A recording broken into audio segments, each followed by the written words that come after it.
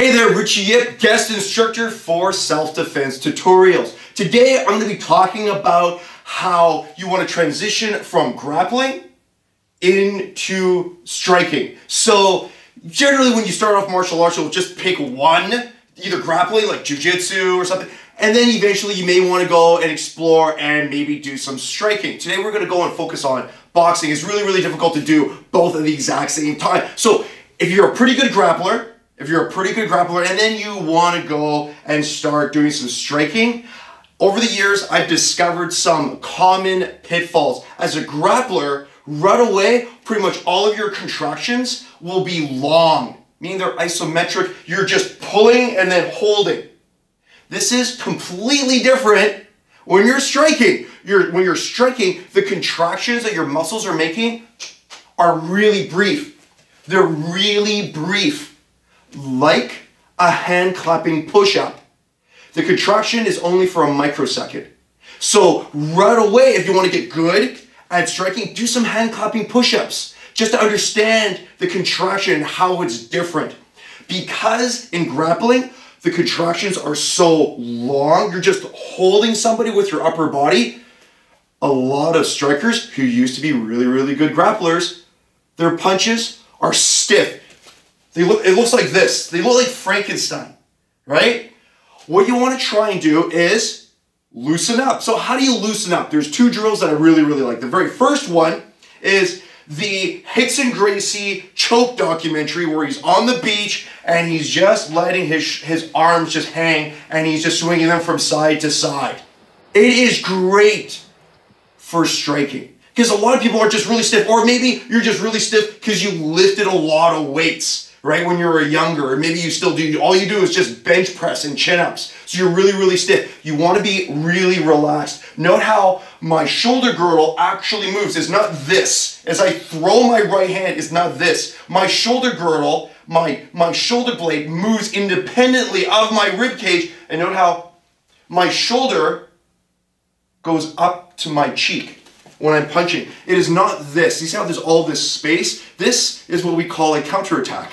Right? I want to go, and I want to look like a superhero. But of course, see my hand? It's going to your nose. So where's my shoulder? It actually goes up to my cheekbone. Where's my bicep? It's actually to my eye socket. In order for this to happen, see, my shoulder girdle needs to move.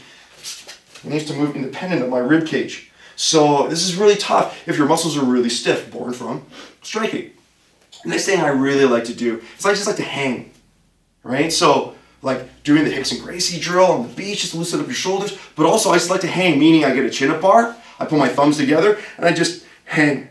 And it allows my shoulders, my shoulder blade to separate from my ribcage and to get this nice stretch. One of the key things that I want all of my students to do, regardless of their background, is to shadow box. And if you're a grappler, you're so used to just pulling and holding.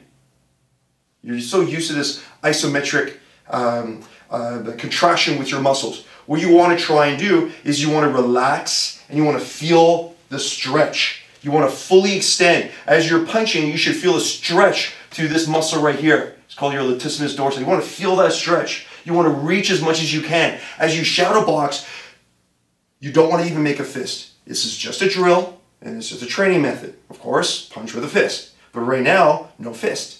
Right? Just reach out super relaxed. And note how you want to feel a stretch response through your muscles. You want to reach out so much that you feel the stretch through your latissimus dorsi, through your biceps, through your forearm, and then you're using that stretch response so that way your muscles actually contract and they pull the arm back for you.